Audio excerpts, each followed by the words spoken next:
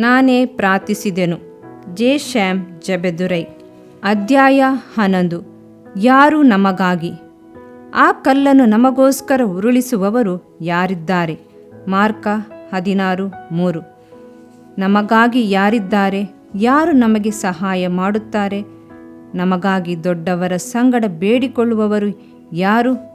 ಯಾರು ನಮ್ಮ ಮೇಲೆ ನಿಜವಾದ ಪ್ರೀತಿಯನ್ನು ತೋರಿಸುತ್ತಾರೆ ಎಂದು ಅನೇಕರು ಯೋಚಿಸುತ್ತಾರೆ.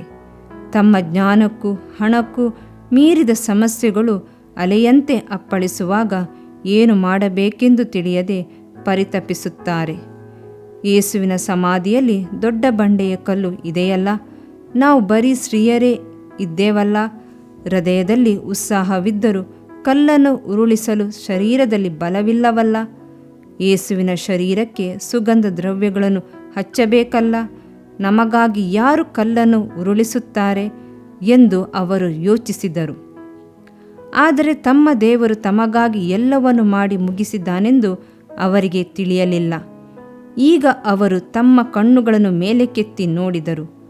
ಆಗ ಆ ಬಂಡೆಯು ಉರುಳಿಸಲ್ಪಟ್ಟಿರುವುದನ್ನು ಕಂಡರು.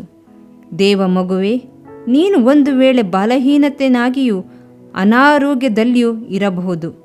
ನನ್ನ ಕುಟುಂಬವನ್ನು ಹೇಗೆ ನಡೆಸುವುದು, ಮಕ್ಕಳನ್ನು ಹೇಗೆ ಸಾಕುವುದು ಎಂದು ಕಳವಳಗೊಂಡಿರಬಹುದು. ಕಳವಳ ಪಡಬೇಡ. ಕರ್ತನು ನಿಮಗೆ ಕೃಪೆ ತೋರಿಸುವನು.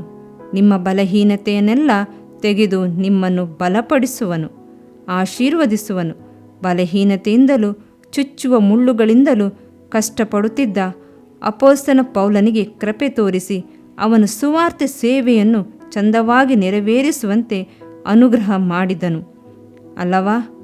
ನಿನಗೂ ನಿಶ್ಚಯವಾಗಿ ಕೃಪೆ ತೋರಿಸುವನು. ನನಗಾಗಿ ಯಾರು ಪ್ರಾರ್ಥಿಸಲಾರರಾ? ನನಗೆ ಪ್ರಾರ್ಥನಾತ್ಮ ಇಲ್ಲವಲ್ಲ, ವಿಜ್ಞಾಪನೆ ಆತ್ಮ ಇಲ್ಲವಲ್ಲ. ನನ್ನನ್ನು ಕಾರ್ಗತ್ತಲು ಆವರಿಸಿಕೊಂಡಿದೆಯಲ್ಲ. ಈ ಕಲ್ಲನ್ನು ಯಾರು ಉರುಳಿಸುವರು ಎಂದು ನೀನು ಅಂಗಲಾಚಬಹುದು. ದುಃಖಪಡಬೇಡ. ಆ ಆತ್ಮನು ತಾನೇ ದೇವರ ಚಿತ್ತಾನುಸಾರವಾಗಿ ದೇವ ಜನರಿಗೋಸ್ಕರ ಬೇಡಿಕೊಳ್ಳುವನೆಂದು ಆತನು ಬಲ್ಲನು. ರೋಮಾಪುರ 8:27. ಕ್ರಿಸ್ತ ಯೇಸು ಮರಣವನ್ನು ಹೊಂದಿದ್ದಲ್ಲದೆ ಜೀವಿತನಾಗಿ ಎದ್ದು ದೇವರ ಬಲಗಡೆಯಲ್ಲಿದ್ದು ನಮಗೋಸ್ಕರ ಬೇಡುವನಾಗಿದ್ದಾನೆ. ರೋಮಾಪುರ 8:34. ಹೌದು, ಆತನೇ ನಿಮಗಾಗಿ ಎಲ್ಲವನ್ನು ಮಾಡಿ ಮುಗಿಸುವನು. ಪಾಪವೆಂಬ ಕಲ್ಲು ಜೀವಿತದಲ್ಲಿ ಮುಂದುವರಿಯದ ಹಾಗೆ ನನ್ನ ಆಶೀರ್ವಾದಗಳಿಗೆ ಅಡ್ಡಿಯಾಗಿದೆಯಲ್ಲ. ಶಾಪವಾಗಿರುವ ಕಲ್ಲು ನಾನು ಬಿಡುಗಡೆ ಹೊಂದಿ ಮುಂದುವರಿಯದ ಹಾಗೆ ಸಮಸ್ಯೆಗಳು ಒಂದಾದ ಮೇಲೊಂದರಂತೆ ಬರುತ್ತಲೇ ಇವೆಯಲ್ಲ. ಕುಟುಂಬದ ಭಾರಗಳು, ಕಷ್ಟಗಳು, ಹೋರಾಟಗಳು ತಡೆಕಲ್ಲಾಗಿ ಇದೆಯಲ್ಲ ಎಂದು ಅಂಗಲಾಚುತ್ತಿರುವೆಯಾ? ದುಃಖಪಡಬೇಡ, ಚಿಂತೆ ಮಾಡಬೇಡ. ಕಲ್ವಾರಿ ಶಿಲುಬೆಯಲ್ಲಿ ಎಲ್ಲ ಪಾಪಗಳನ್ನು, ಶಾಪಗಳನ್ನು, ವ್ಯಾಧಿಗಳನ್ನು ಹೊತ್ತು ತೀರಿಸಿದ್ದಾನೆ. ಅದಕ್ಕಾಗಿಯೇ ಆತನು ರಕ್ತ ಸುರಿಸಿದ್ದಾನೆ. ಕ್ರಿಸ್ತೇಸುವಿನ ರಕ್ತವು ಸಕಲ ಪಾಪಗಳನ್ನು ನಿವಾರಿಸುವ ಯಜ್ಞವಾಗಿದೆ. ಶಾಪಗಳನ್ನು ನೀಗಿಸಿ ನಮ್ಮನ್ನು ಶುದ್ಧೀಕರಿಸುತ್ತದೆ. ಆತನು ಶಿಲುಬೆಯಲ್ಲಿ ಎಲ್ಲವನ್ನು ಮಾಡಿ ತೀರಿಸಿದ್ದಾನಲ್ಲ. ಆ ದೇವರನ್ನು ಕೃತಜ್ಞತೆಯಿಂದ ಸ್ತುತಿಸು.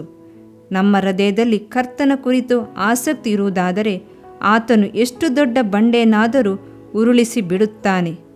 ಲೋಕ ಉಂಟಾಗುವುದಕ್ಕಿಂತ ಮೊದಲೇ ನಮಗಾಗಿ ಎಲ್ಲವನ್ನು ಮಾಡಿ ಮುಗಿಸಿದ್ದನು. ಈಗ ನಮಗಾಗಿ ಎಲ್ಲವನ್ನು ಮಾಡಲು ಬಯಸುತ್ತಾನೆ ಹಾಗೂ ಶಕ್ತನೂ ಆಗಿದ್ದಾನೆ. ಆತನೇ ಸೋತವನಿಗೆ ತ್ರಾಣವನ್ನು, ನಿರ್ಬಲನಿಗೆ ಬಲವನ್ನು, ಶಕ್ತಿಯನ್ನು ಕೊಡುತ್ತಾನೆ. ಕರ್ತನು ನನ್ನ ಕಾರ್ಯವನ್ನು ಸಿದ್ಧಿಗೆ ತರುವನು. ಕರ್ತನೇ, ನಿನ್ನ ಕೃಪೆಯು ಶಾಶ್ವತವಾದದ್ದು. ಕೀರ್ತನೆ 138:8. ಇದರಿಂದ ನಿನ್ನ ದೇಹಕ್ಕೆ ಆರೋಗ್ಯವು, ಎಲುಬುಗಳಿಗೆ ಸಾರವು ಉಂಟಾಗುವವು. ಜ್ಞಾನೋಕ್ತಿಗಳು 3ನೇ ಅಧ್ಯಾಯ 8ನೇ ವಾಕ್ಯ. ಪ್ರಿಯ ವೀಕ್ಷಕರೇ ಮತ್ತು ಕರ್ತನಲ್ಲಿ ಸಹೋದರ ಸಹೋದರಿಯರೇ, ನೀವು ನಮ್ಮ ಈ ಕಾರ್ಯಕ್ರಮವನ್ನ ವೀಕ್ಷಿಸಿದ್ದಕ್ಕಾಗಿ ದೇವರ ನಾಮದಲ್ಲಿ ನಿಮಗೆ ವಂದನೆಗಳು. ದೇವರ ವಾಕ್ಯವು ನಮ್ಮ ಎಲುಬಿಗೆ ಬಲವೂ ಸಾರವೂ ಆಗಿದೆ ಎಂದು ಸತ್ಯವೇದವು ಹೇಳುವಂತೆ ಈ ಕಾರ್ಯಕ್ರಮವು ನಿಮಗೆ ಆಶೀರ್ವಾದಕರವಾಗಿದೆ ಎಂದು ನಂಬುತ್ತೇವೆ.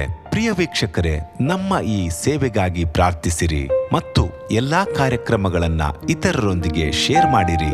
ಅದೇ ರೀತಿಯಾಗಿ ನಮ್ಮ ಈ ಯೂಟ್ಯೂಬ್ ಚಾನಲ್ ಅನ್ನು ಸಬ್ಸ್ಕ್ರೈಬ್ ಮಾಡಿರಿ ಹಾಗೂ ಲೈಕ್ ಮಾಡಿ. ನಿಮ್ಮ ಅನಿಸಿಕೆಗಳನ್ನು ಕಮೆಂಟ್ ಬಾಕ್ಸ್ನಲ್ಲಿ ನಮಗೆ ತಿಳಿಯಪಡಿಸಿ. ನಮ್ಮ ಸಂಖ್ಯೆ 7022104605. ಈ ಸಂಖ್ಯೆಗೆ ಕರೆ ಮಾಡಿರಿ. ಒಬ್ಬ ಪಾಪಿಯ ಪ್ರಾರ್ಥನೆ. ಯೇಸುವನ್ನು ರಕ್ಷಕನಾಗಿ ಅಂಗೀಕರಿಸಲು ಮಾಡಬೇಕಾದ ಪ್ರಾರ್ಥನೆ. ಪ್ರಿಯ ಪರಲೋಕದ ತಂದೆಯೇ, ಯೇಸುವಿನ ಹೆಸರಿನಲ್ಲಿ ನಾನು ನಿನ್ನ ಬಳಿಗೆ ಬಂದಿದ್ದೇನೆ. ನನ್ನ ಬಳಿಗೆ ಬರುವವರನ್ನು ನಾನು ತಳ್ಳಿಬಿಡುವುದೇ ಇಲ್ಲ. ಯೋಹಾನ 6:37 ಎಂದು ನಿನ್ನ ವಾಕ್ಯ ಹೇಳುತ್ತದಲ್ಲ. ಆದ್ದರಿಂದ ನೀನು ನನ್ನನ್ನು ತಳ್ಳಿಬಿಡದೆ ನನ್ನನ್ನು ಸೇರಿಸಿಕೊಳ್ಳುವಿ ಎಂದು ನನಗೆ ಗೊತ್ತಿದೆ. ಆದ್ದರಿಂದ ನಾನು ನಿನಗೆ ಸ್ತೋತ್ರ ಮಾಡುತ್ತೇನೆ.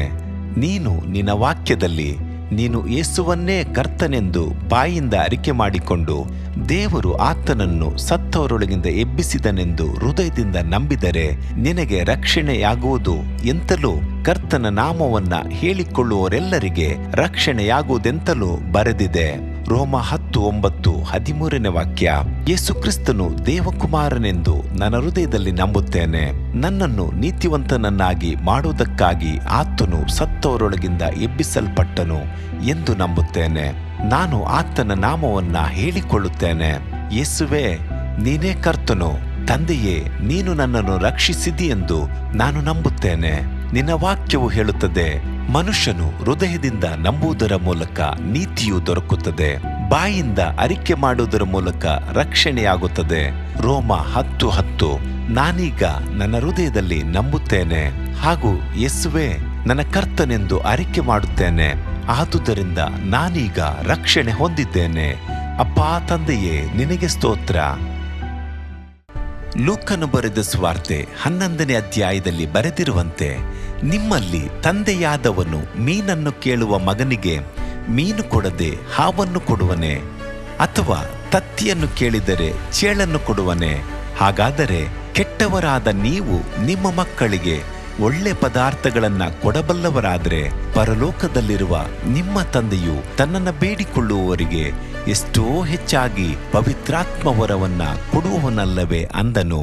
ತಂದೆಯೇ, ನೀನು ಕೇಳಿಕೊಳ್ಳುವವರಿಗೆ ಪವಿತ್ರಾತ್ಮನ ವರವನ್ನು ಹೇರಳವಾಗಿ ಕೊಡುವಾತನಾಗಿದ್ದಿ. ಆದ್ದರಿಂದ ನನ್ನ ಮೇಲೆಯೂ ನಿನ್ನ ಆತ್ಮನನ್ನು ಸುರಿಸಬೇಕಾಗಿ ಬೇಡಿಕೊಳ್ಳುತ್ತೇನೆ. ಕೀರ್ತನೆ 81:10 ಬರೆದಿದೆ, ಅಗಲವಾಗಿ ಬಾಯಿದೆರೆಯಿರಿ, ಅದನ್ನು ತುಂಬಿಸುವೆನು. ಕರ್ತನೇ, ನನ್ನನ್ನು ಪವಿತ್ರಾತ್ಮನಿಂದ ತುಂಬಿದಂತ ನೀನು ನನ್ನನ್ನು ಅನ್ಯ ಭಾಷೆಯ ವರದಿಂದಲೂ ತುಂಬುವವನಾಗಿದ್ದಿ ಎಂದು ನಂಬುತ್ತೇನೆ.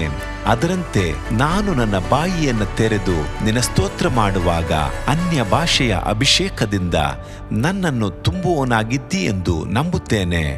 ಈಗ ನೀವು ನಿಮ್ಮ ಬಾಯಿಯನ್ನು ತೆರೆದು ಮಾತನಾಡುವಾಗ ಪವಿತ್ರಾತ್ಮನು ನಿಮ್ಮ ಬಾಯಿಯನ್ನು ತನ್ನ ಭಾಷೆಯಿಂದ ತುಂಬುವವನಾಗಿದ್ದಾನೆ. ಇದು ದೇವರ ಭಾಷೆಯಾಗಿದೆ. ಈ ಅಭಿಷೇಕವನ್ನ ಹೊಂದಿಕೊಳ್ಳಲು ನೀವು ನಿಮ್ಮ ಸ್ವರವನ್ನ ಉಪಯೋಗಿಸಬೇಕು. ಅದರಿಂದ ನೀವು ನಿಮ್ಮ ಬಾಯನ್ನು ತೆರೆದು ದೇವರಿಗೆ ಸ್ತೋತ್ರ ಮಾಡುವಾಗ ದೇವರು ನಿಮ್ಮನ್ನು ಅನ್ಯ ಭಾಷೆಯ ವರದಿಂದ ತುಂಬುವವನಾಗಿದ್ದಾನೆ. ಪ್ರಿಯರೇ, ಈಗ ನೀವು ಪವಿತ್ರಾತ್ಮನಿಂದ ತುಂಬಲ್ಪಟ್ಟ ಆತನ ಪ್ರಿಯ ಮಕ್ಕಳಾಗಿದ್ದೀರಿ. ದೇವರ ನಾಮಕ್ಕೆ ಸ್ತೋತ್ರವಾಗಲಿ.